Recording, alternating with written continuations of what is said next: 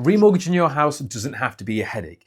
We get it. Buying your house for the first time could be an overwhelming experience. You can get the keys, it's really exciting, and then we can forget about it for the next 2 to 5 years. But the end of your fixed deal, if you're on one, might come to the end quite quick. And people ask us lots of the same questions. So I've got a bunch of questions here to go through to help you understand what remortgaging is like and to see if it can help you as well. As always, please like and subscribe. It works wonders for the channel. It gets Emma and Chris off my back, and we can keep creating more content for homeowners across the UK. So the first question we've got here on the phone, is it a good time to remortgage? Well, it's quite subjective really. If we're talking about the mortgage market in general, yes, we are seeing rates come down like we've been asking them for the last couple of years. There's interest rates now floating less than 4%. Now, if we look back over history, an interest rate of less than 4% is actually pretty decent. It's only that the market has been subject to coronavirus and everyone's bottomed out the interest rates to 1%, 1.5%. We've had that luxury of really low cost borrowing. So if you're looking between 3 and 4%, then it's a pretty solid rate. So if you're coming to the end of your mortgage term, your mortgage deal, and let's say you're 4.5 years into a 5-year fixed, if you don't do anything, you're going to go into a standard variable rate. So if you're on an interest rate of 4.5%, it might be going to 8%. So yes, it's absolutely a good time to look at a remortgage, whether that's with your current lender or whether that's moving with somebody else. But 6 months before is a really good time to have a look at it. You can plan. If interest rates continue to drop, you can capitalize on that and move your application elsewhere or select new rates with your current lender. So it is a good time to look at remortgage. So second is, how do I remortgage? Well, pretty simple. You can speak to somebody like myself. We'll go through a full affordability assessment. We'll assess the current mortgage market for you to make sure we understand all the deals that are available to you. And we'll also look at your current lender. So we'll log into their portal, check out your mortgage account and see what rates they're offering you as well. And we'll do a comparison and make that recommendation for you. Third is, what are the fees involved in remortgaging? Now, this can be quite subjective again, because if you stay with your current lender and we make a recommendation on their current products, it might be that there's no valuation, no product fee, there's no other repayment charge because it's going to come into force after your current fixed deal, and there's no legal work involved as well, so there's no need to worry about a solicitor. If you're looking at raising money to, I don't know, carry out an extension, to consolidate some debt, something like that, or you move into another lender altogether because they've got better interest rates, then the standard sort of things apply. So you might have your product fees, you might have a valuation fee, a legal fee, although with most products, you tend to get cashback or free solicitors built into it.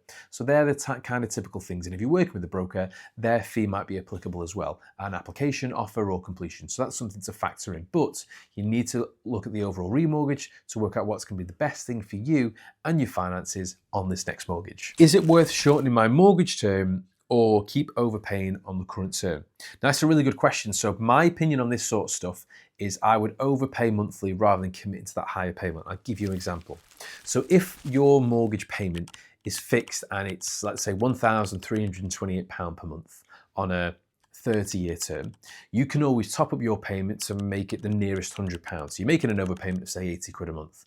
Now, if, for example, you know you're going to come short or you're going to go away, and you could do with the extra 80 to £100 a month, you can stop your overpayment and just pay your normal agreed payments.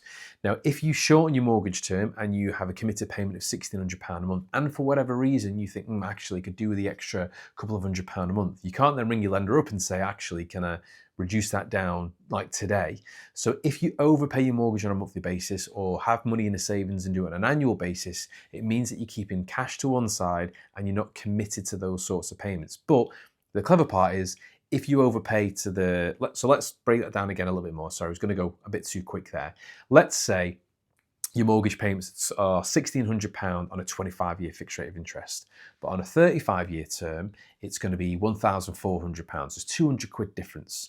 Now, you could save that £200 a month. You can overpay that £200 a month. Or if you do overpay that £200 a month, you know it's going to reduce your mortgage balance at the same rate as a 25-year mortgage term. So being clever with it means that you can got that little bit more flexibility. And although mortgages are designed to be quite flexible this day and age, it just gives you that little bit more freedom with your monthly cash flow and expenditure. Is, how can I pull out equity to redo my kitchen? Quite a common thing really. People buy the house, lack of funds to do it up from day one. So in 2 years or 5 years when the deal comes to an end and you've built up that little bit more equity, people then look at raising finance for certain things, particularly a kitchen.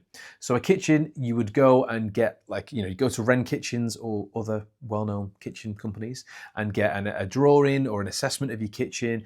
You decide what your budget's going to be, and it might be 15 grand. As part of the remortgage process with your current lender or a new lender, you would just simply add on another £15,000 to your mortgage term, whether that be over 20 years or 25 years. And somebody like myself will tell you exactly what your payments will be if you don't raise the money and what it'll be like if you do raise the money, and help guide you through that decision. A really great question here. What if I've lost my job when it comes to remortgaging? Now, what I'd say first and foremost is please don't worry about it. You've got enough on your plate about trying to find a new place to work and bring money into your home. Now, your current lender will always offer you a follow-on rate. So if you're a part of a 5-year fixed rate and you've got 3 months left of your current deal and you've just lost your job, then what we can do is a new assessment with your current lender and recommend one of their products. Now, that means we can switch you from one product to another without it jumping onto the standard variable rate of, say, 7-8%. So in terms of your finances, we can manage those payments with you. Question 6, how long does it take to remortgage? Well, if you're staying with your current lender, it's literally maybe a couple of hours worth of work for us to work with you to understand the products and what's going to be best for you. We click a few buttons, issue a suitability report, and it's done. Now, if we're going to move from your current lender to somebody new, then it might take 6 to 8 weeks by the time we've got a solicitor involved, because they remove what's called a legal charge with, I don't know, let's say NatWest, and they have to appoint a new one with Nationwide. They have to deal with the funds, drawing down on one, paying the other off, setting up your mortgage account, that kind of thing. So I'd say about 6 to 8 weeks if you're going to switch lender. 7 is, can I remortgage early? Well, you can do. So if you're on a variable rate mortgage or you're on a tracker rate with no early repayment charges and you fancy flipping it to a switched, then you can do that. Same as the last point, might take 6 to 8 weeks. Or if you're with your current lender, you can select a new product and it might be able to change that much sooner. Next question is, do I need a solicitor? Now, you will need a solicitor if you're moving from lender A to lender B, like I said before, because the solicitor is going to have to remove legal charges, add a legal charge, deal with the funds and closing one mortgage account, open up a new one, and all that kind of thing in between. So you will need a solicitor to handle that transaction. However, if you remain with your current lender and essentially remortgage with them, which is called a product transfer, you don't need a solicitor to change your mortgage product, because we can do that for you. So if you stay with your current lender, you won't need a solicitor. Question from behind the camera that would have been on my list. What if I've had a default when it comes to remortgaging? So if you've had a default on your mortgage account when it comes to remortgaging, it will make things a little bit more of a challenge, because a mortgage is the highest debt any of us usually take out, a couple of £100,000. If you miss them payments or you defaulted on it, then going to another lender, they're going to look at your credit report and go, well, actually, you've already been missing payments and you don't fit our credit profile. Now, if this has happened, don't worry. As I've said in a previous point, lenders now are required to offer you a new rate. So if you're coming to the end of your mortgage term and your mortgage account's back up to date, and yes, maybe a year or 2 years ago, you missed the mortgage payment, but the thing is that you brought it back up to date, then you should be offered a new product to stop you going onto a standard variable rate. And at that point, you might decide to refix it for 2 years, or think I'll refix it for 5 years, because something in the past, if it goes over 6 years, it's off my credit report, and then it opens up back to standard remortgages and things like that. And that's pretty much it with our frequently asked questions for remortgages. Now, if there's anything I missed off or you want to ask something else, drop them in the comments below. And as always, you can reach me directly. It's sam@ukmc.co.uk. Now that's it from me today. Please like and subscribe, and I'll see you next week for our upload.